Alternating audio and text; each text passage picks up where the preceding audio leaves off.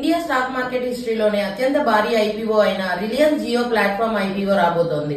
ఈ IPO announce అయినప్పటి నుండి చాలా మంది ఇన్వెస్టర్స్ ఒక డౌట్ అడుగుతున్నారు. నా దగ్గర ఆల్రెడీ రిలయన్స్ షేర్స్ ఉన్నాయి కదా, జియో ఐపీఓ వస్తే నాకు ఆటోమేటిక్ గా ఫ్రీ జియో షేర్స్ వస్తాయా అని.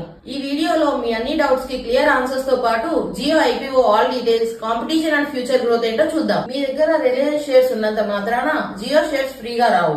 ఎందుకంటే పాస్ట్ లో జియో ఫైనాన్షియల్ సర్వీసెస్ విడిపోయినప్పుడు అందరికీ ఫ్రీగా షేర్స్ వచ్చాయి.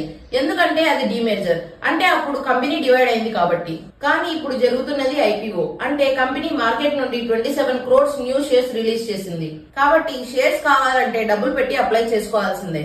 జియో ఇంప్రూవ్ అవడానికి మీ ఇన్వెస్ట్మెంటే కారణం కాబట్టి ఈ ఐపీఓ వల్ల మీకు 2 రకాలుగా లాభం ఉంది. సాధారణ రీటైల్ కేటగిరీలో కోట్ల మంది పోటీ ఉంటారు, షేర్స్ దక్కడం కష్టం. కానీ మీరు షేర్ హోల్డర్స్ కోటా కింద అప్లై చేస్తే అలాట్మెంట్ ఛాన్స్ చాలా ఎక్కువగా ఉంటుంది. $120 బిలియన్ కి పైగా, అంటే మన ఇండియన్ కరెన్సీలో చూస్తే దాదాపు 11,40,000 crores వాల్యుయేషన్ సాధిస్తే దానిలో 66% పైగా majority shares Reliance industries they అవుతుంది.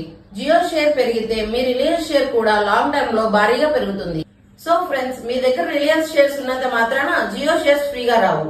కానీ share holders quota and value unlocking రూపంలో ఈ ఐపీఓ మీకు ఖచ్చితంగా ప్రాఫిట్ వచ్చేలా చేస్తుంది.